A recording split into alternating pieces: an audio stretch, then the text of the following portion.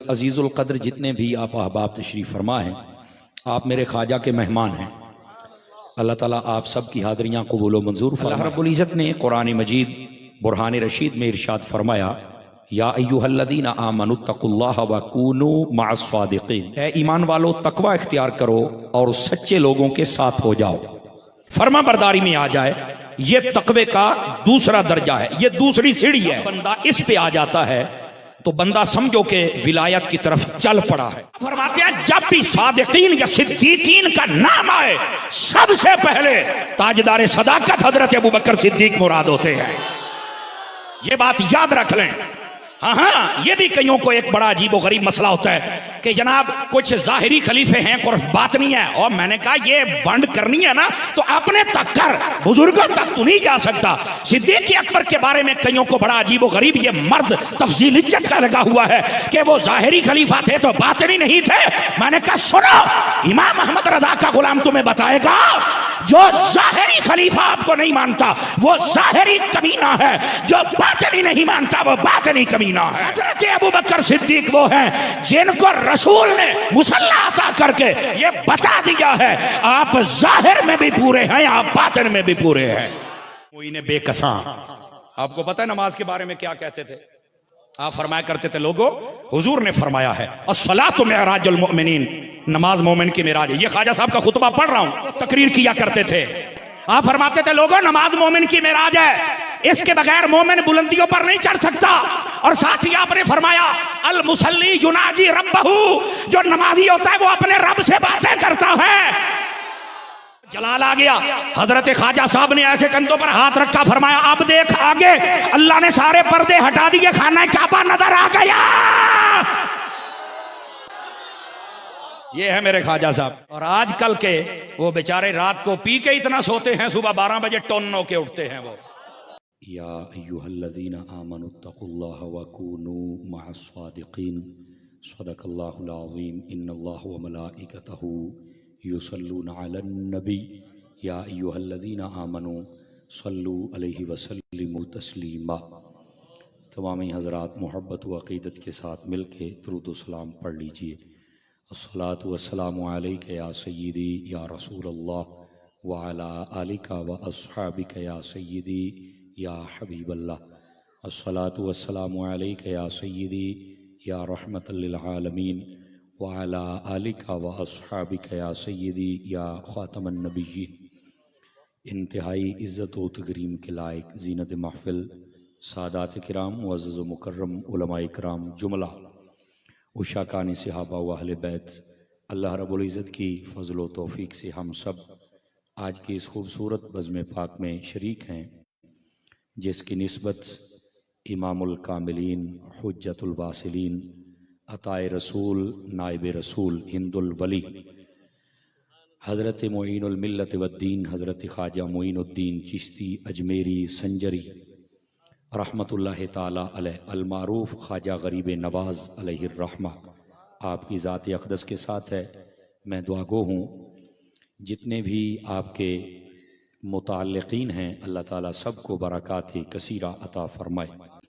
अजीज़ुल क़द्र जितने भी आप अहबाब तशरीफ़ फरमा हैं, आप मेरे ख्वाजा के मेहमान हैं। अल्लाह ताला आप सब की हाज़रियाँ कबूल व मंजूर फरमाए। मैं एक हदीस शरीफ से बात का आगाज़ करता हूँ। आप अहबाब की खिदमतों में गुजारिश है आप तवज्जो रखिए ताकि बात करने और सुनने का सुकून और सुरूर मुयस्सर आ सके। हुजूर नबी रहमत शफ़ी उम्मत सल्लल्लाहु अलैहि व आलिहि व अस्हाबिहि व बारक वसल्लम आपने इरशाद फरमाया, जो बंदा जितनी देर तक दुरूद व सलाम पढ़ता रहता है बराबर उतनी देर तक उस पर अल्लाह ताला की रहमतें बरसती रहती हैं। फरमाया बंदे की मर्जी है कि वो दुरूद व सलाम ज़्यादा पढ़े या थोड़ा पढ़े। उलमा फरमाते हैं कि इसमें भी हमें तरगीब दी गई है कि जब दुरूद व सलाम जितनी देर पढ़ोगे रहमतें ही बरसेंगी तो फिर थोड़ा क्यों पढ़ेंगे, हम तो फिर हर वक्त पढ़ेंगे और अल्लाह की रहमतों को समेटते रहेंगे। अल्लाह पाक मुझे और आप सबको अमल की तौफीक अता फरमाए। दोस्तान गिरामी, जो आयत तय्यबा मैंने तिलावत की है चाहता हूं कि उसी का सहारा लेकर बात को आगे चलें। अल्लाह रब्बुल इज़्ज़त ने कुरान मजीद बुरहान रशीद में इरशाद फरमाया, या अय्युहल्लज़ीना आमनुत्तकुल्लाह व कूनू मअस्सादिकीन, ए ईमान वालो तकवा इख्तियार करो और सच्चे लोगों के साथ हो जाओ। इस आयत बैयना में दो बातें काबिल गौर हैं। पहली, ईमान वालों को हुक्म है कि तकवा इख्तियार करें, और दूसरी बात, ईमान वालों को हुक्म है कि तुम सच्चे लोगों के साथ हो जाओ। गिरामी कदर हजरात, ये तकवा किसे कहते हैं? सादा इसका मफहूम तो ये है परहेजगारी, यानी डरना, बचना, परहेज करना। इसको थोड़ा सा आसान कर दूं तो ये बनता है सारी जिंदगी बंदा अल्लाह रसूल के फरामीन के मुताबिक जिंदगी बसर करे और वो अपनी मर्जियों का मालिक ना रहे, बल्कि मालिक की मर्जी के मुताबिक अपनी जिंदगी को बसर करे, तो वो शख्स तकवे वाला शख्स कहलाता है। अब ये ईमान वाले को हुक्म है कि आप तकवा इख्तियार करें, लेकिन उलमा फरमाते हैं कि तकवे के 3 दराजात होते हैं, और ये जिस बंदे को नसीब हो जाएं, और काश के तीनों नसीब हो जाएं, वो बंदा विलायत की सीढ़ियों पर चढ़ना शुरू कर देता है।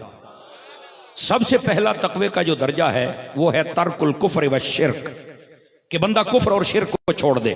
मतलब क्या है कि अल्लाह रब्बुल इज्जत को वहदहू ला शरीक माने, उसी को इबादत के लायक समझे, उसी को हर चीज का मालिक और खालिक समझे, और अल्लाह रब्बुल इज्जत के जितने भी बरगुज़ीदा बंदे अंबिया हैं उनकी नबूवत पर यकीन और ईमान रखे, और बिलखुसूस ताईदारी मदीना सल्लल्लाहु अलैहि वसल्लम को अल्लाह का आखिरी और सबसे अजमत वाला रसूल तसव्वुर करे। कुफ्र और शिर्क छोड़ के अल्लाह रब्बुल इज्जत को वहदहू ला शरीक माने। और उलमा बयान फरमाते हैं कि आदमी हर किस्म की सय्यआत को छोड़ दे। अब इसका मतलब क्या है तर्कु सय्यआत? इसका क्या मतलब है? इसका मतलब यह है कि जो मैंने पहले इशारा किया है, जब अल्लाह रसूल को मान लिया है तो फिर अल्लाह रसूल की नाफरमानी छोड़ दे, फर्मा बरदारी में आ जाए। यह तकवे का दूसरा दर्जा है, यह दूसरी सीढ़ी है। जब बंदा इस पे आ जाता है तो बंदा समझो कि विलायत की तरफ चल पड़ा है, कि वो अपनी ख्वाहिशाते नफ्स के मुताबिक नहीं चलना चाहता, बल्कि अल्लाह रसूल के अहकामात के मुताबिक अपने आप को डाल रहा है। ठीक है, यह दूसरा दर्जा है। तीसरा तकवे का दर्जा है तर्कुल मुतशाबिहात। इसका मतलब क्या है? इसका मतलब यह है कि बंदा हर शुबे वाली चीज जिसमें शक आ जाए ना, उस चीज को भी छोड़ दे। और जब इस दर्जे पे बंदा आ जाता है तो समझ लो अल्लाह ने उसे चुन लिया है और उसको लिबास विलायत अता फरमा दिया है। आवाज कमजोरों वाली है, जवानों वाली नहीं। अब इसका क्या मतलब है जरा समझिएगा। शक वाली चीजों को छोड़ने का क्या मतलब है? मैं आपको एक पहले मिसाल देता हूं ताकि आपको समझ आ जाए। इमामुल आइम्मा सिराजुल आइम्मा कश्फुल गुम्मा हजरत नौमान इब्ने साबित इमाम आजम अबू हनीफा रदियल्लाहु अन्हु, जिनकी वजह से आज हमें हनफी कहा जाता है, चूंकि हम फिक़्ह के अंदर आपकी तकलीद करते हैं, आपकी जो तहकीकात कुरान और हदीस की हम उनको फॉलो करते हैं। अच्छा, ये हजरत इमाम आजम अबू हनीफा रदियल्लाहु ताला अन्हु, आपके जब आप मौजूद थे आपके जमाने में एक शख्स की बकरी गुम हो गई। वो आपके पास आया, कहने लगा हजरत बकरी गुम हो गई, आप जरा दुआ फरमा दे। आपने उसके लिए दुआ तो कर दी, लेकिन माहिर कसाईयों को भी तलब किया। माहिर कसाई आ गए आपके पास, तो आपने उनसे पूछा कि बकरी अगर इस कंडीशन की हो तो वो कितने साल तक जिंदा रह सकती है? उन्होंने कहा जी 7 साल तक बकरी जिंदा रहेगी। इस 7 साल में कमोबेश या तो वो जिबा करके खा ली जाएगी और या फिर गुम हो जाएगी, यानी उसे कोई और खा जाएगा। इतना कि ये हमारा जो जहन काम करता है, हमारा तजर्बा जो कह रहा है। इमाम आजम अबू हनीफा रदियल्लाहु अन्हु आपने 7 साल तक बकरी का गोश्त खाना अपने ऊपर बिल्कुल मना फरमा दिया। तवज्जो नहीं फरमा रहे। अब मेरी तरफ देखेंगे ना, अपनी जरा बेचैनी खत्म करें, दाएं बाएं देखने वाली ना, अब जरा मुझे देखें, सबक शुरू हो चुका है जनाब। ठीक है, आप हजरात की आने वाले मेरे प्यारे प्यारे भाई बैठते जाएं और 1-2 बंदे आने वालों को बिठाते जाएं, तो इंशाल्लाह ये माहौल बड़ा खूबसूरत लगेगा। सुभान अल्लाह फरमाएंगे ताकि अगली बात सुनाऊंगा आप हजरात को। बहुत शुक्रिया आप हजरात का। गिरामी कदरत, 7 साल तक हजरत इमाम आजम अबू हनीफा रदियल्लाहु अन्हु आपने बकरी का गोश्त खाना अपने ऊपर मना फरमा दिया। अच्छा, जब 7 साल गुजरे तो उसके बाद आपने गोश्त खाना शुरू किया, तो आपके अहबाब में से किसी ने सवाल कर दिया, हज़रत 7 साल तक आपने अपने ऊपर मना किए रखा और उसके बाद आपने शुरू फरमाया, वो 7 साल मना करने की वजह क्या थी? फरमाया तुम्हें याद है ना कि फुला दिन एक बंदा फुला नाम का आया था जिसकी बकरी गुम हुई थी, वो दुआ करवाने आया था। कहा जी हाँ बिल्कुल दुआ करवाने तो आया था। तो फिर कहा तुमने तो सिर्फ यही सोचा, मैंने इससे आगे भी सोच ली थी बात कि मैंने अपने ऊपर बकरी का गोश्त खाना इसलिए मना किया था कि बकरी तो उसकी गुम हो गई है, अब पता नहीं वो गई किधर है। मैंने इस खौफ से बकरी का गोश्त खाना बंद कर दिया कहीं वो बिकते बिकाते कसाईयों के पास ना आ जाए और कसाई ज़िबा करके उसका गोश्त बांट ना दे और चलते चलाते उसकी कोई बोटी मेरे पास ना आ जाए और मैं खा ना बैठूं। और अल्लाह ने अगर क़यामत वाले दिन पूछ लिया जब बकरियां गुम होती थी तो तू उस वक्त गोश्त खाता था बकरियों के, तो मैं क्या जवाब दे सकूंगा? आवाज कमजोरों वाली है, जवानों वाली नहीं आई है। ये है हजरत सैयदना इमाम आज़म अबू हनीफा रज़ियल्लाहु ताला अन्हु, आपका तक़वा तर्कुल मुतशाबिहात। बकरी किसी की गुम हुई, गुम कहां हुई, लेकिन आपने अपने ऊपर बकरी का गोश्त खाना बंद कर दिया कि कहीं उसका कोई गोश्त का टुकड़ा मेरे तक ना आ जाए। अल्लाह ने क़यामत के दिन पूछ लिया तो मैं क्या जवाब दूंगा? ये कहा मुझे शक गुजरा था, अब मेरे दिल से वो निकल नहीं रहा था। तो जब तक ये शक वाली चीजों से हटेंगे नहीं तो हमारी रूहानियत कभी कामिल नहीं हो सकती, ये कमजोरी होगी। गिरामी कदर हजरात, अगर ये बात आज हमें समझ आ जाए कि हमने शक वाली चीजों से बचना है तो यकीन फरमाइए हमारी रूहानियत बड़ी जल्दी सफर आगे का तय कर सकती है। आज हमारे खाने, हमारा रहन सहन और हमारे ये माहौलियात जो दुनिया का चला हुआ है, इसके अंदर बड़ी अजीब व गरीब बातें हैं। अगर ये मुतशाबिहात और शक वाली चीजें, शुबे वाली चीजें निकल जाएं तो हमारी रूहानियत का सफर बड़ा जल्दी आगे हो सकता है। लेकिन हमारा कसूर ये है हम इन चीजों के होते हुए भी हम तवज्जो नहीं देते। अगर हम तवज्जो देंगे तो इंशाल्लाह हमारा फायदा ही फायदा होगा। तवज्जो है हजरात आप सभी अहबाब की? माशाल्लाह। अजीज़ान मुकर्रम, मैं मुआफ़ी चाहता हूँ, पहली मरतबा आपके शहर में आया हूँ और मुझे सब उलमा के नाम नहीं आते, वरना मैं एक एक का नाम बरकत के लिए लेता। ये फूल आ रहे हैं और ये गुलदस्ता हमारा मुकम्मल हो रहा है। समझ आ रही है ना? आप जरा तवज्जो फरमाएंगे? जो प्यारे प्यारे भाई बैठे हुए हैं, आप यहाँ तशरीफ ले ताकि मैं आपकी ज़ियारत। बहुत शुक्रिया आपका। गिरामी कदर हजरात, तो ये तकवे के 3 दराजात हैं। समझ आ रही है मेरी बात की? अजीज जितने से मेरे सामने फ्रंट सीटों वालों का ज्यादा हक होता है ना, ये सोएंगे तो ड्राइवर भी सो ही जाएगा ना। तो अभी तो हमने अजमेर शरीफ का सफर शुरू करना है बाबा, तो जरा जाग के बैठिए आप। तो ये तकवे के 3 दराजात जो मैंने आपकी खिदमत में बतौर सबक अर्ज किए, अल्लाह ताला मुझे और आप सबको इन पर अमल करने की तौफीक अता फरमाए। अब दूसरी बात इसी आयत तय्यबा की, या अय्युहल्लज़ीना आमनुत्तकुल्लाह, ए ईमान वालों तकवा इख्तियार करो, वकूनू मअस्सादिकीन, और सच्चे लोगों के साथ हो जाओ। अब अगर तकवे के ये 3 दराजात जो आपको मैंने अर्ज किए हैं, सबसे पहला तर्कुल कुफ्र व शिर्क, दूसरा तर्कुस सय्यिआत और तीसरा तर्कुल मुतशाबिहात, अगर ये हमें समझ आ जाए तो जो बंदा इतना नेक, पाक और साफ हो जाए ना, अल्लाह उसे फरमाता है कि सच्चों के साथ हो जा। यह बात बड़ी काबिल गौर है। यहां पर एक नुक्ता आपकी खिदमत में अर्ज करना है, और मैं अल्लाह की रहमत पे पूरा यकीन रखता हूं कि यह नुक्ता आपके दिल की दुनिया में खुशी डालेगा। वो ये है, अब कोई कह सकता है कि मौलाना जो बंदा तकवा इख्तियार करके इतना नेक, पाक, साफ, नमाजी, तहज्जुद गुजार, परहेज गुजार बन जाए, वो नेकों के पास क्यों जाए? यहां पर 2 बातें, एक ये सवाल है, एक दूसरा सवाल है, ये नेक है कौन, सादिकीन कौन है? अब जुमला सुनेंगे तो आपकी बोली से पता चल जाएगा सुन्नी मजमा बैठा है। उलमा फरमाते हैं जब भी सादिकीन या सिद्दीकीन का नाम आए, सबसे पहले ताजदार सदाकत हजरत अबू बकर सिद्दीक मुराद होते हैं। ये बात याद रख लें। हाँ, ये भी कईयों को एक बड़ा अजीब और गरीब मसला होता है कि जनाब कुछ जाहिरी खलीफे हैं और बात नहीं है। और मैंने कहा ये वंड करनी है ना तो अपने तक कर, बुजुर्गों तक तू नहीं जा सकता। सिद्दीक अकबर के बारे में कईयों को बड़ा अजीब और गरीब ये मर्द तफजील इज्जत का लगा हुआ है कि वो जाहिरी खलीफा थे तो बातनी नहीं थे। मैंने कहा सुनो, इमाम अहमद रजा का गुलाम तुम्हें बताएगा, जो जाहिरी खलीफा आपको नहीं मानता वो जाहिरी कमीना है, जो बातनी नहीं मानता वो बातनी कमीना है। हजरत अबू बकर सिद्दीक वो हैं जिनको रसूल ने मुसल्ला अता करके ये बता दिया है आप जाहिर में भी पूरे हैं, आप बातिन में भी पूरे हैं। जिनके हाथ अपने जरा उठा के बोलो ना सुभान अल्लाह प्यार के साथ। समझ आ रही है मेरी बात? अल्लाह आपको खैर व बरकत दे। ये है असल हकायक।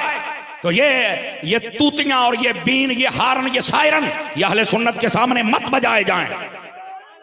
वो जो नहीं फरमा रहे। हाँ हाँ, ये तो कोई मुजद्दिद पाक को पढ़ के देख ले, आपने भी मकतूबात शरीफ के अंदर इनका सारा शौक कर दिया है। फरमाया ये हो ही नहीं सका कि उनके अंदर किसी एक चीज की कमी हो और वो मुसल्ला रसूल पे आ जाए। फरमा हर एतबार से फिट थे। और यू अंडरस्टैंड? आपको बात समझ आ रही है जनाब? अब हजरत दाता साहब रहमतुल्लाह ताला आपकी कशफुल महजूबी पढ़ के देखें। हाँ, आपने फरमाया जितना सिद्दीक अकबर तौहीद और सनत समझने वाले थे कोई नहीं था। और उसके दलाइल भी मौजूद है ना। नबी पाक अलैहिस्सलाम बात करते थे तो सिद्दीक अकबर को पहले ही समझ आ जाती थी। सहाबा किराम जब इज़ा जा नसरुल्लाहि वल फथ, ये सूरत पाक है, इसकी तफसीर पढ़ के देखें तो आपने रोना शुरू कर दिया। तो सहाबा किराम ने कहा हजरत बड़ी खुशखबरी वाली बात है कि जनाब इस्लाम के अंदर जौक दर जौक लोग आएंगे और ये तो फतह हो जाएगी हर चीज, तो आप रो रहे हैं। फरमाया यही तो तुम्हें पता नहीं, इशारा ये है कि नबी पाक जाने वाले हैं, मैं तो इसलिए रो रहा हूं कि यार जा रहा है। और नबी पाक अलैहिस्सलाम ने फिर बाद में इसकी तस्दीक भी फरमाई दी। अब बात समझ आ रही है आप सभी हजरात को? कोई नहीं आ रही तो इन बातों को जरा समझा जाए और हकायक की दुनिया में आके समझा जाए। ये लोग हैं भाई, नबी जिसको जो चाहे एजाज दे दे, मानने में तकलीफ क्या है? जब एजाज दिए हैं तो फिर मानो। लेकिन बात कहीं दूर ना चली जाए। जब सादिकीन का जिक्र आए तो सबसे पहले कौन मुराद होता है? हजरत अबू बकर सिद्दीक रज़ियल्लाहु ताला अन्हु। और उसके बाद तमाम औलिया वो सादिकीन और सिद्दीकीन में आ जाते। और औलिया में भी कामिल, ये बात याद रखें, ये कामिल की शर्त बड़ी जरूरी है। आजकल तो जो भी किसी बड़े घर में पैदा हो जाए वो पीर ही होता है ना। खुदा का नाम है, इतना अंधेर ना करो। डॉक्टर के घर पैदा होने वाला अगर डॉक्टर नहीं ना हो सकता बगैर तालीम के, मास्टर के घर पैदा होने वाला अगर मास्टर नहीं हो सकता, अल्लामा के घर पैदा होने वाला अगर बगैर तालीम के अल्लामा नहीं हो सकता, तो हर पीर के घर पैदा होने वाला पीर भी नहीं हो सकता। उसे शरीयत और तरीकत का इल्म होना चाहिए। अगर इल्म ना हो तो वो कभी पीर नहीं हो सकता है। और कईयों के बेचारों को तो दुआ तक नहीं मांगनी आती और आके चौड़े होके बैठ जाते हैं कि हम भी कुछ है। क्या हो तुम? अगर कुछ हो तो पहले बताओ कि तुम्हारे पास है क्या। आप देखो ना, आप कईयों के रंग फक हो जाते हैं सीधी बात सुन के। अल्लाह के बंदे हकायक सुना करो। हमें जहालत के बारे हुए लोगों ने बड़ा शर्मिंदा कर दिया है। जिसके पल्ले कख नहीं वो भी गौसे जमा गौसे वक्त बना हुआ है। क्यों भाई? जो है वही है। बोलो तो सही ना यार। अल्लाह। और सुनिए, अल्लाह आपको खुश रखे। यहां पर ये बात अपने दिल की तख्ते पे नोट करो। हम तो ये ग्राउंड में बैठकर पूरे शहर के सेंटर में आपको बता रहे हैं, अहले सुन्नत ये अंधेरों का नाम तो नहीं है ना। अहले सुन्नत तो रोशनियों का नाम है। और यहां सुन ले, पीर होता ही वही है जिसकी सारी जिंदगी या फरमाने खुदा के मुताबिक हो या मिजाज मुस्तफा के मुताबिक हो। अगर वो अपनी ख्वाहिशात नफ्स के मुताबिक चलता है तो वो ठीक है, दुकानदार तो हो सकता है लेकिन पीर नहीं हो सकता है। अब बात समझ आ रही है आप हजरात को? इन बातों का तयन करना जरूरी है। अब आगे चलेंगे तो मैं आपको बताऊंगा ना। तो फरमाया कि सच्चे लोगों के साथ हो जाओ। सच्चे लोगों से मुराद औलिया। तफसीर रूहुल मानी के अंदर महमूद आलूसी रहमतुल्लाह ताला अलैह बगदादी आप फरमाते हैं, इसका मतलब क्या है? फरमाते हैं ऐसे औलियाए कामिलीन के हो जाओ, ऐसे उनके पास बैठो, ऐसी उनके साथ दोस्ती लगाओ, ले तकूनु मिसलहुम, के उन्हीं की मिसल हो जाओ। अगर पीर की दाढ़ी है तो तुम भी रखो, और पीर होता ही सुन्नत मुस्तफा वाला है। अगर पीर ने पगड़ी रखी है तो तुम भी रखो। अगर पीर सुल्फे रखता है तो तुम भी रखो। अगर पीर नमाजी है तो तुम भी बनो। अगर पीर कुरान पढ़ता है तुम भी पढ़ो। पीर पर्दा करता है तुम भी पढ़ो। अगर पीर मदीने वाले का आशिक है तो तुम भी बनो। ये मतलब है इसका। और ये जितनी चीजें हैं ये पीर के लिए जरूरी होती हैं। आप तवज्जो नहीं फरमा रहे हैं जनाब। दो चार बंदे ढीले पड़ रहे हैं, क्यों रंग फाक हो रहा है आपका हकायक सुन के? टेंशन न लिया करें, ये हकायक सुना करें। समझ आ रही है मेरी बात की? गिरामी कदर हजरात, इस वास्ते सच्चे और कामिल लोगों के पास हो जाओ। लेकिन तवज्जो मेरी तरफ रहे आप हजरात की, मेरी तरफ देखें आप। माशाल्लाह आशिक आ गए, ये ग्राउंड तो भर गया। लेकिन अब मैं चाहता हूं कि जरा आपका दिलो दिमाग भी जरा ख्वाजा साहब की बातों से भर जाए ना। कुरान और हदीस के नूर से अपने दिलो दिमाग को मुअत्तर करो। इधर देखिए मेरी तरफ ताकि बात समझाऊं। अब यहां पर फरमा सच्चे लोगों के साथ हो जाओ। वो बता दिया कौन है, उनका म्यार क्या है, ये भी सुन लिया आपने। आहिस्ता हो जाते हैं। हदीस शरीफ में भी म्यार तो है ना। फरमा जिसका चेहरा देखो तुम्हें खुदा याद आ जाए वो पीर है। तो मैंने कहा जिसका चेहरा देख के ये कुछ भी ना हो, मोहल्ले का नाथ खान भी याद ना आए, ओए औखियां गल्लां ते भी बुले सो। समझ आ रही है कोई नहीं आ रही? तो बस औकात ये होता है मेरी अंदर है दाढ़ी। मैंने कहा भाई बाहर निकालो। समझ आई ना? ये करबला का सैयद भी अंदर ले जा सकता था। तवज्जो नहीं फरमा रहे आप हजरत। हजरत ये लाइन बड़ी मुश्किल है। लोग अपनी गलतियां छुपाने के लिए नया से नया ड्रामा कर देते हैं। मैंने कहा अबे चुप करके बैठ, जानते हैं तेरे ड्रामे गौसे आजम जैसे पीर ने संभाल रखा है, ख्वाजा मुइन पाक जैसे पीर ने संभाल रखा। तेरे चुंगल में हम कोई नहीं आने वाले। हाँ ये ड्रामे हम नहीं सुनेंगे। ये कौन सा तरीका है भाई जो म्यार शरीयत का उसके मुताबिक कमाल वाली बात है। अपने ही जनाब एक नई दुकानदारी शुरू कर दी है। अहले सुन्नत किसी की मोहताज नहीं। हका की ये है। अभी जब ख्वाजा साहब को सुनोगे तुम्हें लुत्फ आ जाएगा। दोस्ताने गिरामी कादर, अब कोई कह सकता है कि यार इन कामिल लोगों के पास जाने का फायदा क्या है? तो मैंने कहा तुमने कुरान की आयत नहीं पढ़ी है? फरमा सच्चे लोगों के पास चले जाओ। तो मैंने कहा कुरान की आयत पे अमल करना है? कहा करना है। तो मैंने कहा जा फिर सच्चों के पास। कहता अब तो सच्चे नजर ही नहीं आते। मैंने कहा होंगे तो नजर आएंगे, हमारे पास तो हैं। वो जो नहीं फरमा रहे हमारे पास हैं तो तभी तो जाते हैं। अगर आप में नहीं है तो ये आपका कसूर है। गिरामी कादर हजरात, तुम्हें आपकी खिदमत में ये अर्ज कर रहा था, फरमाया ईमान वालों तकवा इख्तियार करो और सच्चे लोगों के साथ हो। भैंस मैंने ली है, चारा मैं डालता हूं, दूध मैंने निकाला है, गर्म मैंने किया है, अब इसको लस्सी की क्यों जरूरत पड़ गई? समझ आ रही ना? यार इतना कुछ मैंने किया है तो क्या जरूरत है यार लस्सी को करीब लाने की या उसके करीब जाने की? तो हजरत सुल्तान बाहू फरमाते हैं जाग बिना दुध जम दे नहीं हो बाहू ते भावे लाल होवन कड़ कड़ के हूं। आप फरमाते हैं जो मर्जी कर ले, जितना मर्जी गर्म कर ले, ये जाग तो लगानी पड़ेगी। इसी तरह अगर कोई कहे भैंस मैंने खरीदी है, चारा मैं डालता हूं, दूध मैंने दोहा है, गर्म मैंने किया है, तो जाग क्यों लगाए? खुद जमे नहीं जमेगा। इसी तरह अगर कोई कहता है इबादत मैं करता हूं, नमाज मैं पढ़ता हूं, सजदे मैं करता हूं, रोजे मैं रखता हूं, वलियों के पास क्यों जाऊं? मैंने कहा जैसे जाग लगाने से दूध जमेगा और तुझे मक्खन मिल जाएगा, अल्लाह के वली के हाथ में हाथ देगा, तेरी इबादतें भी कबूल हो जाएगी, मदीने वाला नजर आ जाए। कईयों ने हाथ भी नहीं उठाए और सुभान अल्लाह भी नहीं फरमाई, बड़ी इस्तिकामत के साथ बैठे। समझ आ रही है? इस वास्ते ये निस्बत रखना तो जरूरी है।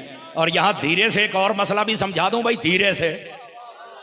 बाद लोग कहते हैं नहीं मौलाना वसीला नहीं होना चाहिए। मैंने कहा हमारा कोई लड़ाई झगड़ा नहीं, हम हैं अहले सुन्नत वाले बाअदब लोग हैं। लेकिन मुझे इतना बता दो, ये जो दूध था ये तो जाग के बगैर जमता ही नहीं, तो ये क्या जरूरी है? कहता ये तो जरूरी है। तो मैंने कहा यहां तो लस्सी का वसीला भी मान जाते हो और इधर मुस्तफा का वसीला नहीं मानते हो। कुछ खुदा का खौफ करो यार। अगर ये नुक्ता उकदा ही समझ आ जाए तो ज़हन का सवाल तो निकल सकता है ना। बहरहाल अल्लाह हमें समझने की तौफीक दे दे तो फिर चासी आ जाए। है ये मैं इसलिए जुमला बोल रहा हूं कि हमारे अजीजुल कद्र अल्लामा साहब फयाजुल हसन चिश्ती साहब और हमारे सईदी साहब का क्या नाम है जी? अल्लामा शरीफ सईदी साहब। और आपका इसमें ग्रामी माशा जिंदाबाद। कादरी साहब सुन्नी तहरीक से। और जितने अहबाब उलमा बैठे हैं इनमें से कई पंजाबी बड़ी अच्छी समझते हैं और ये तो हमारे बड़े एक दोस्त हैं, उनके भी दोस्त हैं आगे। समझ आ रही है? इसलिए थोड़ा सा इनका जौक भी पूरा हो जाए। अब बात समझ आई है? और फिर यहां एक लुत्फ का जुमला सुनना, मैं ऐसा बोलूंगा अल्लाह करके आपको समझ आ। इधर देखिए मेरी तरफ। हमें क्या कहते तुम औलिया के पास क्यों जाते हो? मैंने कहा अल्लाह की कसम हमने नहीं जाना था, अल्लाह ने भेजा है तो हम जा रहे हैं ना। आए हाय हाथ नहीं उठाए, मजा नहीं आया यार। हमने नहीं जाना था, ये अल्लाह ने भेजा है तो हम जा रहे हैं। अब यार इस आयत पे सुन्नी तो अमल कर रहे हैं, जरा तुम भी करके दिखाओ। कहता नहीं होगा। तो मैंने कहा फिर इधर आजा, हो जाएगा। समझ आ रही है मेरी बात की? ऐ ईमान वालो तकवा इख्तियार करो, सच्चे लोगों के साथ हो जाओ। और सच्चे लोगों में से आज एक अताए रसूल नायब रसूल, मामूर मिनर रसूल, हिंदुल वली, इमामुल औलिया, कुदवतुल अस्फिया, हुज्जतुल कामिलीन, बुरहानुल वासिलीन, सुल्तानुल आशिकीन, हजरत मुईनुल मिल्लत वद्दीन, हजरत ख्वाजा मुईनुद्दीन चिश्ती अजमेरी संजरी रहमतुल्लाह ताला अलैह। आपका जिक्र खैर होगा। पता है आप कितनी बड़ी हस्ती हैं? आपकी वालिदा माजिदा फरमाती हैं, हजरत महनूर बीबी आपका नाम है, सैयद घराने से ताल्लुक है, और आपके वालिद ग्रामी सैयद गयासुद्दीन रहमतुल्लाह ताला अलैह दोनों ही बड़े आबिद और जाहिद हैं। माँ और बाप नेक हूं ना तो बच्चे भी मुईनुद्दीन जैसे पैदा होते हैं। फिर आज माएँ कहती हैं कि हमारे बच्चे नेक नहीं होते हैं। मैंने कहा आजकल की माओं का किरदार भी तो देखो ना, बिलखुसूस जो टिकटॉक पे आने वाली हैं।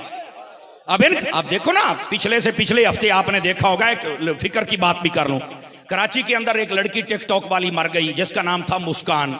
देखा होगा आपने, भाई सोशल मीडिया का दौर है। वो मर गई, 3 दिन तक उसकी लाश लेने नहीं कोई आया।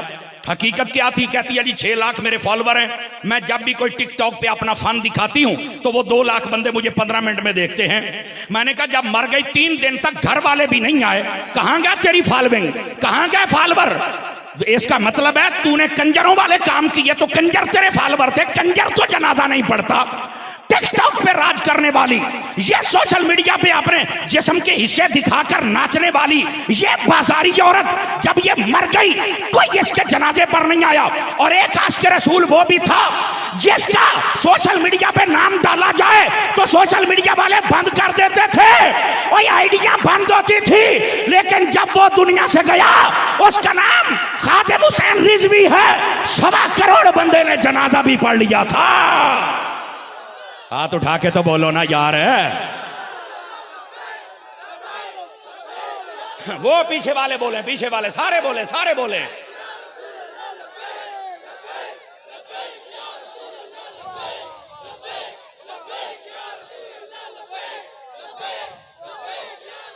क्यों भाई हजरात, तवज्जो है? आपको लुत्फ आया बात सुन के? तो मैंने कहा इसका मतलब यह है कि बंदा अगर मालिकों का वफादार हो जाए ना तो बंदा मीडिया का मोहताज नहीं रहता है। आवाज कमजोर है फ्रंट सीटों वालों की जनाब। हालांकि सच्ची बात यह है, आप ना तो मैं उनकी तंजीम का हिस्सा हूं, समझ आई है, और ना ही मेरे पास कोई ओहदा है। क्या है? या रसूल अल्लाह कहते हैं मोहब्बत तो है ना, और दिल से है। सही बात यह है। माशाअल्लाह माशाअल्लाह। हजरत अल्लामा मौलाना मुफ्ती मोहम्मद अय्यूब साहिब दामजिल्लुहु, आप भी जलवागर हुए माशाअल्लाह। उलमा की जौक दर जौक आमद मदीना मदीना माशाअल्लाह। अख्तर भाई भी आ गए हैं, क्या कहने भाई, अख्तर रज़वी साहिब माशाअल्लाह, बेहतरीन खतीब मिल्लत इस्लामिया है। अल्लाह इनको जज़ाक। बेटे बैठ जाओ, बैठ जाओ, बैठ जाओ बेटे। बोलेंगे सुभान अल्लाह जरा प्यार के साथ, आगे अगली बात भी सुनाऊंगा आपको। गिरामी कदर हज़रात, ये फर्क होता है रसूलुल्लाह के गुलामों में और शैतान के गुलामों में। आवाज कमजोर होगी फ्रंट सीटों वालों की जनाब। अब वो औरत वो कहती है कि टिकटॉक के ऊपर मेरे इतने फॉलोवर हैं, घर वालों ने भी कह दिया कि ऐसी बाजारी औरत से हमारा कोई ताल्लुक नहीं है, और इधर जिसका नाम आने पर सोशल मीडिया बंद, आइडिया बंद, फलां बंद, फलां बंद।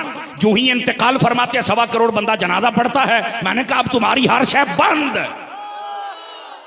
आवाज ही कमजोर हो गई है जनाब। ये क्या मतलब क्या है? मैं फिर आपको कह रहा हूं, मैं ये मोहब्बत की बुनियाद पे बात कर रहा हूं। लोगों ने समझा ही नहीं है कि रसूलुल्लाह की गुलामी क्या चीज है यार। इस वास्ते नबी पाक सल्लल्लाहु अलैहि वसल्लम के सच्चे गुलाम बनो, और ये दुनिया के जितने शैतान हैं इनसे बचो, मुस्तफा के गुलामों के कदमों से लिपट जाओ। अब आइए जरा अगली बात भी समझिए। अजीजान मुकर्रम, हजरत महनूर बीबी रदियल्लाहु ताला अन्हा आप फरमाती हैं, जब से मुईनुल मिल्लत वद्दीन मुईन बेकसां मेरे शिकम अथर में आए तो फरमाया हमारे घर में और हमारी तबीयत में सुकून आ गया। अगली बात फरमाया, जिस दिन मेरे बेटे की जिस्म अक़दस में रूह फूंकी गई ना मेरे पेट में, तो मुझे पता चल गया था। तवज्जो तवज्जो, ये मैं किसी डब्बे पीर की बात नहीं कर रहा, अवाम की अकीदत लूटने वाली की बात नहीं कर रहा, ये भंगी और चरसी और नशइयों की बात नहीं कर रहा, मैं उसकी बात कर रहा हूं कि जिसके सामने से पर्दे उठ जाते थे और मुस्तफा का दीदार कर लेते थे। मैं उनकी बात कर रहा हूं। और जरा जाग के बैठिए सारे हजरात, जो है सब हजरात की। अजीज़ाने मुकर्रम समझिए, इस्लामाबाद के हमारे एक बहुत बड़े अल्लामा सूफी बुजुर्ग फौत हो गए, हजरत अल्लामा मौलाना मुफ्ती मोहम्मद अमीन साहब रहमतुल्लाह ताला अलैह बहुत बड़े सूफी बुजुर्ग गुजरे, सैयदी व सनदी व सैयदना मुहद्दिस आज़म अलैहिर रहमा के शागिर्दों में से थे। बहुत बड़े सूफी बुजुर्ग थे जिन्होंने आबे कौसर किताब लिखी है। तवज्जो फरमाइएगा जरा, उन्होंने ना एक रिसाला लिखा है निगाह पर। तवज्जो है, बात सुन के आपको चस ना आए मैं हाजिर, और चस आए तो फिर आपकी हाजिरी लगनी चाहिए। उसके अंदर वो लिखते हैं कि ये जो कूंज होती है ना, कूंज जो उड़ती है और पानी साहिलों के किनारे पर रहती है, ये जब अंडे देती है ना तो एक महफूज मकाम पर छुपा देती है, बुलंद जगह पर। और जब छुपाती है ना, ये उड़ के अगर दूसरे साहिल पर जाए तो जितनी देर तक ये उड़ती रहती है ना, कहते हैं कि इसकी निगाह अपने अंडों पे पड़ती रहती है। और जब इसकी निगाह से अंडे ओझल हो जाएं तो वो अंडे खराब हो जाते हैं, वो किसी काम के नहीं रहते। मैंने ये पहले नहीं, ये हयातुल हैवान पढ़ने उसमें भी मिल जाएगा। वो कहते हैं जनाब, जिस कूंज की निगाह अंडों पे पड़ती रहे वो बचे रहते हैं, बकिया खराब हो जाते हैं। लोगों, जब परिंदों की निगाह दूसरे साहिल से भी इधर पड़ सकती है तो फरमाया गौसे आजम की निगाह मीरपुर वालों पर नहीं पड़ सकती है, ख्वाजा मुईनुल मिल्लत वद्दीन वल हक की निगाह नहीं पड़ सकती है। फरमाया मुर्शिद कामिल हो तो वो भी अपने मुरीद पे निगाह रखता है। नहीं तवज्जो फरमा रहे आप सभी हजरात, इस वास्ते ये मसला निगाह को समझा जाए। ये निगाह जिस पे पड़ जाए ना, जो नहीं फरमा रहे, आपको क्या पता उसको फिर क्या नसीब हो जाता है बाबा। हाँ, इस वास्ते ये मसाइल समझें। आप फरमाती हैं कि जब मेरे पेट में मेरे बेटे के जिस्म में रूह फूंकी गई तो मुझे पता चल गया। तवज्जो, कहा कैसे पता चला? फरमाया मेरा बेटा हर रोज अल्लाह का जिक्र किया करता था, मैं सुन लिया करती थी। हाय हाय हाय,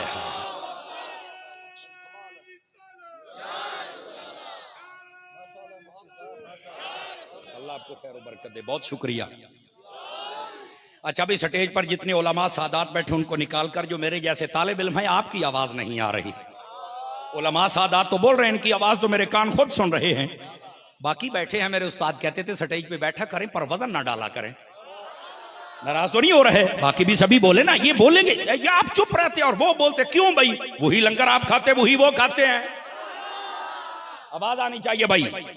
हाँ, और बस औकात महफिल में बैठे तो मुंह में गुटखा डाल के बैठ जाते हैं। भाई यहाँ गुटखा हो या लकड़ हो या पत्थर हो, निकाल के बैठा करो। यहाँ चुप नहीं होना चाहिए, पता चल जाए कि हुजूर के दीवाने बैठे हुए हैं। मैंने कराची में ना हजरत 2-4 महफिलों में ये कहा तो मुझे एक अल्लामा साहब कहने लगे, यार इतना तो कराची का डीसीओ नहीं कहता जितना तू कहता है भाई। तो जरा सुन्नियों की महफिल है ना, जाग के बैठा करें। अरे अल्लाह के बंदे, तुम चुप शाह बन के बैठ जाते हो। मैंने रात भी कहा, हम चुप शाहों के मानने वाले ही नहीं, हम तो उन शाहों के मानते हैं जो नेजों पे चढ़ के भी बोला करते थे। तो फिर जब उनके गुलाम है तो फिर 5 किलो का सर हिलाने का क्या मतलब है भाई? फिर ये छटांकी वाली जबान आनी चाहिए। ये है हजरत मुईनुल मिल्लत वद्दीन मुईन बेकसां रदियल्लाहु अन्हु। और अगली बात, आपकी वालिदा माजिदा फरमाती हैं, जब मेरे बेटे दुनिया में जलवागर हुए, फरमाया मैंने अपने घर में ऐसी खूबसूरत नूरानी शक्लें सूरतें देखी जो पहले नहीं देखी थी, तो मैं थोड़ा सा घबराने लगी। तो एक ने आवाज दी, बीबी घबराना, हम अकताबे जमाना है, तेरे घर के अंदर वलियों का बादशाह आया है, हम तुझे मुबारकबादी देने आए। तवज्जो नहीं फरमा रहे आप सभी हजरात। ये है हजरत ख्वाजा मुईनुल मिल्लत वद्दीन वल हक, ख्वाजा मुईनुद्दीन चिश्ती अजमेरी संजरी रहमतुल्लाह ताला अलैह। समझा? अच्छा, आपके बचपन पर कलम सबके खामोश हैं, ये याद रख लें। ये मोहतात अहले सियर लिखते हैं, बादों ने कई बचपन के वाकयात बनाए हैं, लेकिन वो अलग तहकीक बातें नहीं हैं। समझ आ रही है? हाँ, जब आपकी उम्र तकरीबन 13 साल के करीब थी, बादों ने 16 लिखी है, आपके वालिद गिरामी पर्दा फरमा गए और आपके हिस्से में एक बाग आया था। तवज्जो, फिर आपकी दाएं बाएं हो रही है। आपके हिस्से में जो बाग आया ना, आप उसके बीच में बैठा कर, अभी चंद दिन गुजरे, वहां पर एक बुजुर्ग है जिसका नाम हजरत बाबा इब्राहिम कंदोजी रहमतुल्लाह ताला अलैह, उनसे मुलाकात हुई। उन्होंने जब देखा ना कि ये बच्चा तो हीरे की तरह सुथरा था, आवाज कमजोरों वाली है, हीरे की तरह, आप करीब आए, बड़ी मोहब्बत से बुलाया। आप आए, बाबा जी को अंगूर भी दिए, पानी भी पेश किया, बीच में कुआं था, बाग को पानी दे, उस पर भी बिठाया और बड़ी मोहब्बत से बातें करने लगे। आपका हुस्न सूरत भी था, हुस्न सीरत भी था। असली नस्ली सैयद होता ही ऐसे है, समझ आ रही ना? असली नस्ली सैयद हुस्न सूरत में भी कमाल होता है, हुस्न सीरत में भी कमाल होता है। आपने जब बिठाया ना तो उन्होंने समझ लिया कि ये बहुत बड़ा शहबाज बनेगा, समझ आई? आपने फरमाया बेटे तूने मेरी खिदमत की है, अब मैं तुझे क्या दूं? इतनी बात करके अपने जेब में हाथ डाला, सूखी रोटी का एक टुकड़ा था। फरमाया बेटे मेरी तरफ से यही कबूल कर। आप फरमाते जब मैंने वो टुकड़ा चबाया ना, हलक से नीचे उतरा तो मेरे दिल की दुनिया बदल गई। बस फरमाते वो चले गए, मेरे दिल में अल्लाह ने शौक पैदा कर दिया कुरान और हदीस और ये सारी तालीमात हासिल करने का। इमाम शाफी फरमाते हैं ना, आलिम वली होता है, ये याद रख लें। जाहिल को अल्लाह विलायत नहीं देता है। हाँ, जाहिल के हाथ चूमने वाले ज्यादा हूं तो अलग बात है, जाहिल के हाथ चूमने वाले होते भी ज्यादा है। उनको पता है ये अगर आलिम के पास जाएंगे वो नमाजें पढ़ाएगा, अकीदा सिखलाएगा, रोजे की बात करेगा, हज और ज़कात और जिहाद की बात करेगा। ये कहता है बस हाथ चूमो जन्नत में जाएंगे। लोग शॉर्टकट रास्ता तलाश कर लेते हैं, लेकिन ये तो पता ही नहीं है कि ये खुद नहीं जाएगा, तुम्हें क्या लेके जाएगा। देखा ना, हुण चुप हो गए ना, खरियां गल्लां सुन के चुप हुंदे हो। हकायक भी कभी सुन लिया करो। मेरे बाबा ये नमाज रोजा दीन कुरान अगर ये माफ होता, खुदा की कसम सबसे पहले करबला वाले सैयद पे माफ होता। अरे आपने तो जब आखिरी वक्त था उस वक्त भी, बल्कि नेज़े पे चढ़ के भी रब का कुरान पढ़ना नहीं छोड़ा है। अब इन लोगों को कैसे समझाया जाए? यहां तो दुकानदारी नहीं चलती जब तक जालत की बातें ना करें। समझ आ रही है मेरी बात की? खैर बहरहाल कई परेशान हो रहे हैं, मुझे सारी समझ आती है आप चुप क्यों होते हैं, मैंने सारा पता है।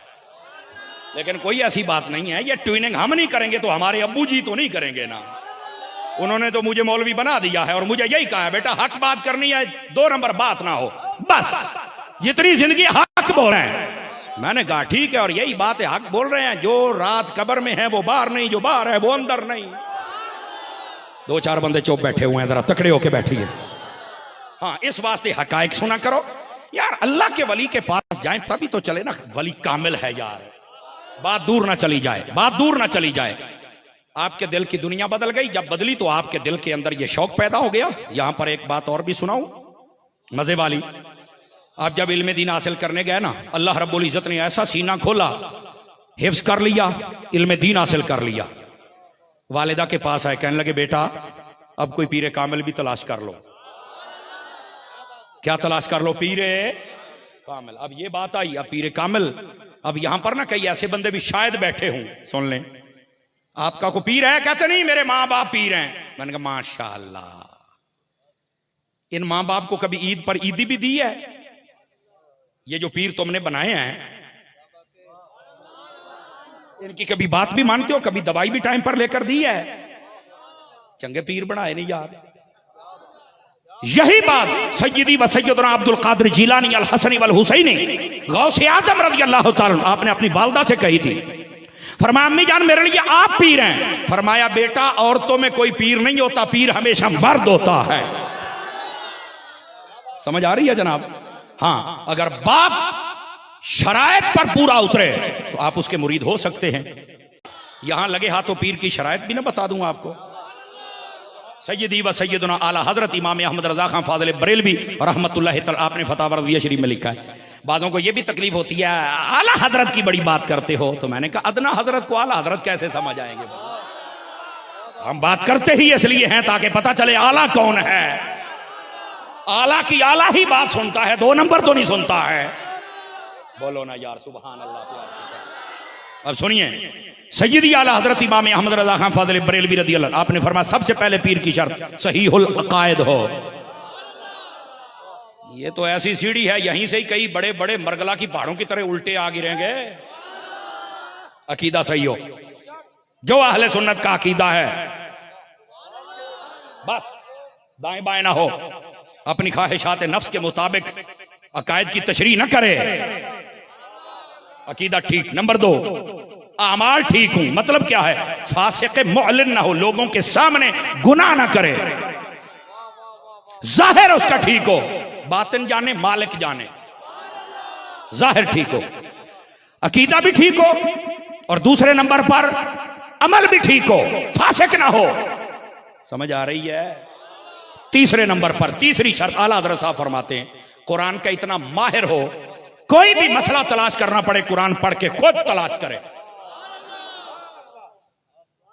चोपी हो गए हो तो जिसको अलहम्दो का तर्जमा नहीं आता वो भी शेख तरीकत होता है, वो भी शेखुल कुल फेल कुल बामे होवे गोल।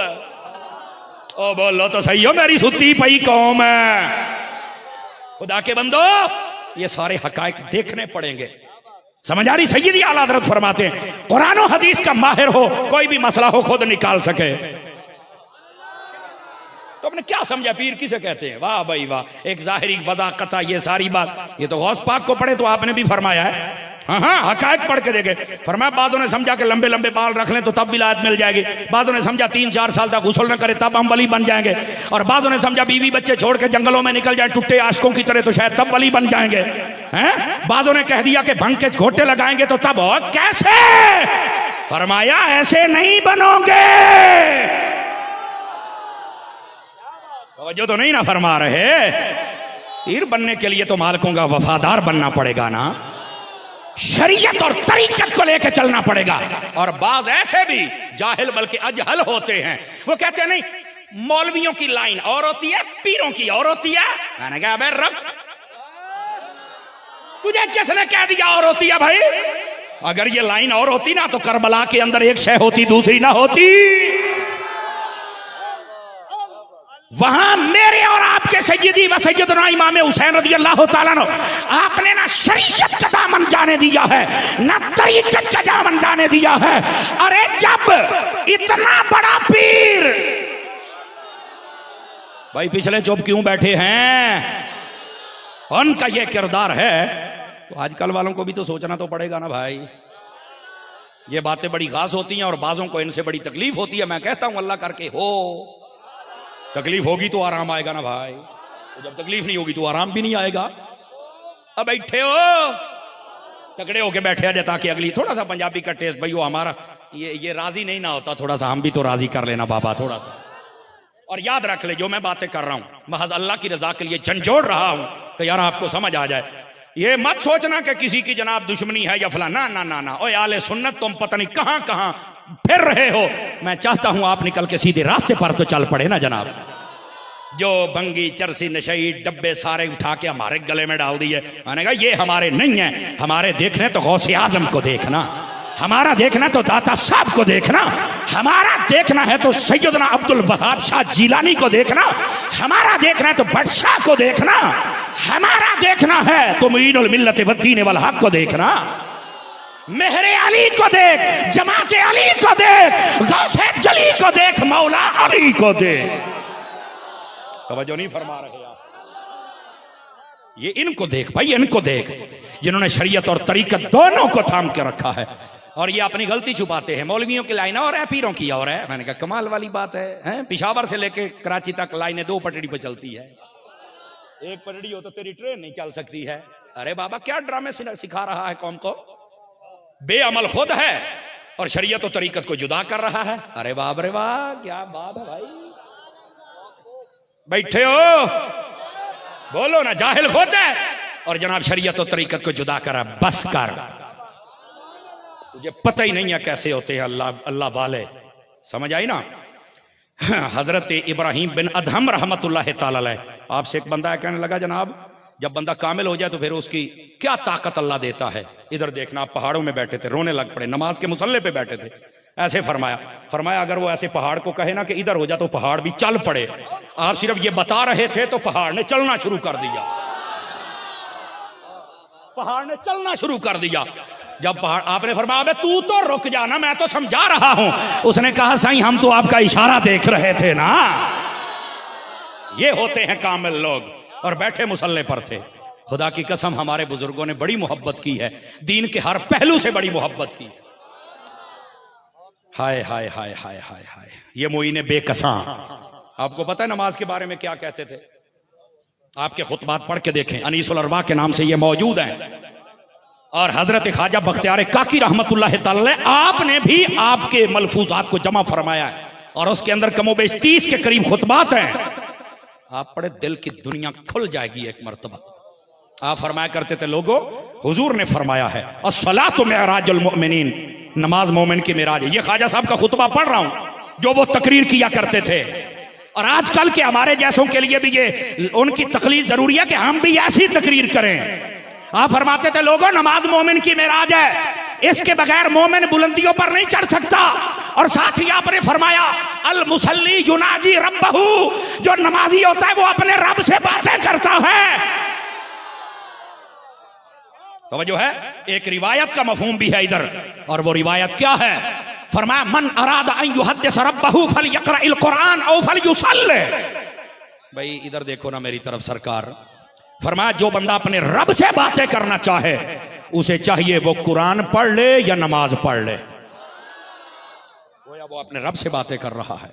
और हजरत ख्वाजा साहब रहमतुल्लाह ताला अलैह मुइने बेकसां, तवज्जो है, आप नमाज के बारे में यह अहमियत बताते हैं। और साथ ही पता क्या इरशाद फरमाया, हौसले वाला बंदा सुने, हजरत फकी अबू अल्लाह समरकंदी के हवाले से, चूंकि फकी अबू अल्लाह समरकंदी से ख्वाजा साहब को बड़ा प्यार था, तवज्जो की बड़ी आपको मोहब्बत थी।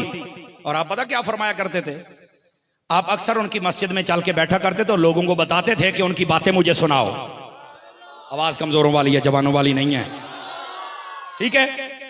एक मर्तबा वहां पर नमाज पढ़ने के लिए गए ना, जमात का वक्त हुआ तो लोगों ने आपको पहचान लिया, हुजूर ख्वाजा साहब बैठे हैं गरीब नवाज, आप नमाज पढ़ाइए। इधर देखना मेरी तरफ। आप जब पढ़ाने लगे ना तो एक बाबा बीच में से बोल पड़े, कहने लगे ये लोग ऐसे ही नमाजें पढ़ते, मेरी तो मानते नहीं है, इस मस्जिद का रुख काने काबे की जानिब सीधा नहीं है। आपको पता है मस्जिद हो और बीच में कोई टेंशन शाह ना हो। अब मेरी बात ही नहीं समझी, आप मैं आपको क्या कहूं। हजरात उलमा तो मेरी बात की तायीद करे ना यार, तो कोई ना कोई एक टेंशन देने वाला होता है, वो अगर मसला ना खड़ा करे तो फिर मस्जिद कहेगी भाई। अबे बोलो तो सही ना यार। अब ये बाबा महसूस ना कर जाएं, बस औकात बहुत सख्ती ज्यादा कर देते हैं ना, कहते हैं ये पंखा मेरा है भाई, तवज्जो नहीं फरमा रहे आप हजरात। हालांकि साहिब बहार शरीयत नमाज वाला चैप्टर आप उठा के देख लें, हुजूर ने फरमाया जो बंदा मस्जिद में अपनी जगह पक्की कर ले कि मैंने यहीं पढ़नी है, फरमाया उसकी मिसाल उस ऊंट की तरह है जो अपनी जगह पक्की कर लेता है। फरमाया ऊंट ना बनो, बंदे बनो। हाय हाय हाय हाय हाय, ये बड़ी खास बात है और मुश्किल बात है। और मैं करूं क्या? हजरत अत्तार का मुरीद हूं, कहूंगा तो सही ना, और आला हजरत का मैं नौकर हूं, इसलिए जरा इस जुमले को समझिएगा। मस्जिद में अपनी जगह को पक्का ना किया करें, वह पक्की इमाम की ही जगह होती है। समझ आ रही है मेरी बात की अजीजों? इस वास्ते जगह बदल बदल के सजदे किया करो। सूफिया कहते हैं जहां जहां नमाज पढ़ोगे सजदा करोगे, क़यामत वाले दिन वो जगह गवाही देगी और तुम्हारा काम बन जाएगा। तो यहां जगह पक्की, पंखा मेरा है, यहां कोई और नहीं बैठेगा। और जब तक जिंदा रहते हैं कहते हैं आजान मैं दूंगा, तकबीर मैं पढ़ूंगा, नहीं तो यहां नमाज नहीं होगी। मैंने कहा अरे हर तबके हर शोबे के अंदर रिटायरमेंट है, यहां कब मिलेगी भाई? अरे बोलो तो सही ना यार, क्यों भी मुफ्ती साहब की तवज्जो है कि कोई नहीं है यार? अब ये देख लो स्टेज वाला तबका खुश हो गया है और यही सबसे आला है। ये थोड़ा सा मीठी बात कर रहा हूं, महसूस ना कर जाना भाई। बसा औकात ऐसा होता है हुजूर, हमने जो मेरा तजर्बा है, 3 साल सरा का मुसाफिर मैं भी रहा हूं, अब तो मुझे इमाम रखता ही कोई नहीं है। वो इसलिए कि कहते हैं हर रोज तकरीरें करने जाते हो तो यहां कौन रहेगा भाई, इसलिए। अच्छा होता ये है, एक बुजुर्ग थे, वो ये जब भी कोई नया बच्चा आता था ना, तस्बीह हाथ में होती थी और ऐसे पीछे देखते थे और कहते थे आई तू आ गया है? वो कहता था हाँ जी। वो कहता था तेरा तो बाप कभी नहीं आया, तू कैसे आया है?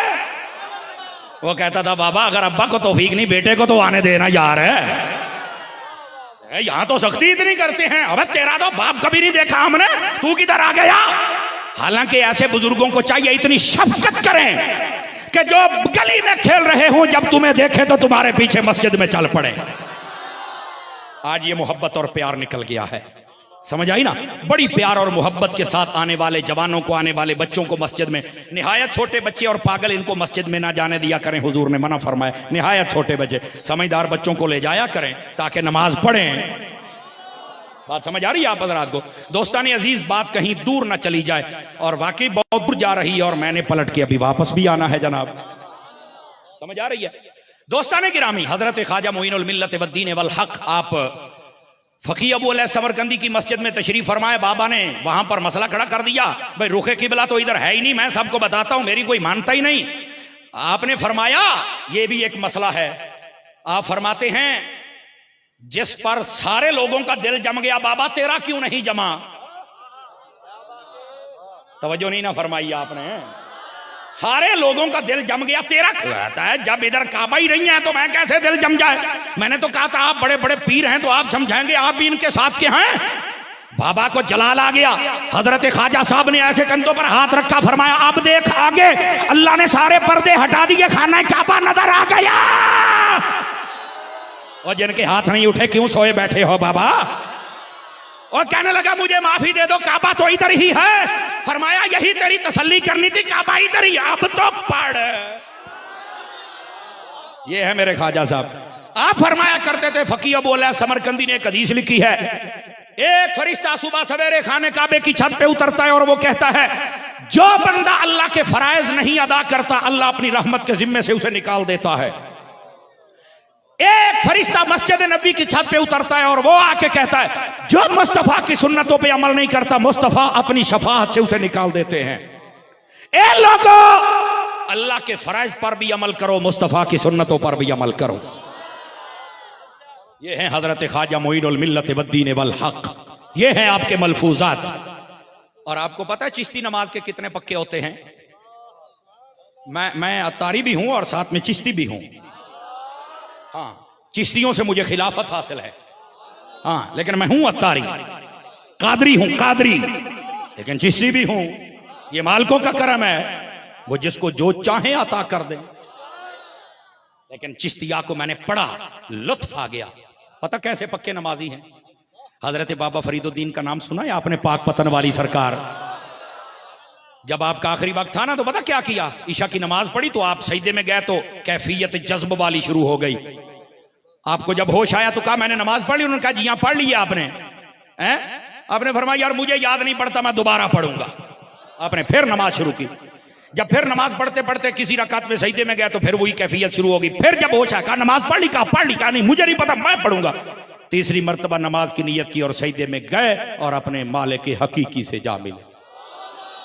इतना था नमाज का इश्क। हजरत ख्वाजा मोइन बेकसा रज़ी अल्लाह अन्हु जिस रात आपने पर्दा फरमाया है, आपने ईशा की नमाज पढ़ने के बाद आपने फरमाया मैं आज कमरे में जा रहा हूं, मेरा कमरे का दरवाजा कोई ना खटखटाए। सारी रात जिक्र होता रहा और ऐसे लगता था जैसे कोई पांव जमीन पे मार रहा है। न जाने इश्क मस्ती की क्या कैफियत बनी होगी। तहज्जुद के वक्त ये आवाज आना बंद हो गई। मुरीदों ने कहा हुजूर जमात तो करवाइए। पता चला उस वक्त के पीर खुद जमातें करवाते थे। तवज्जो नहीं फरमा रहे आप हजरात, तवज्जो नहीं फरमा रहे। अगर उलमा बोल रहे हैं तो आप भी बोलो ना। आजकल जो कहते हैं ना पीरों की लैन और है मौलवियों की और है, मैं क्या पुत्र ही थे यार, वो खुद जमात करवाते थे। और आजकल के वो बेचारे रात को पी के इतना सोते हैं, सुबह 12 बजे टोन्नो के उठते हैं। वो हजरत ख्वाजा गरीब नवाज रहमतुल्लाह ताला अलैह, आप जब गए ना अपने पीर हजरत ख्वाजा उस्मान हारूनी, बाजों ने हर वनी भी लिखा है लेकिन ये तहकीक की एक अलग है, मैं उधर जाना नहीं चाहता। आप गए ना मुरीद होने के लिए तो आपने तो पहले देखा तो बड़े खुश हुए कि यही शाहबाज था जिसकी मुझे तलाश थी। आवाज कमजोर हो रही है, अगले साल सुना दूं आके, जरा जाग के बैठिए जरा। अच्छा हुआ क्या?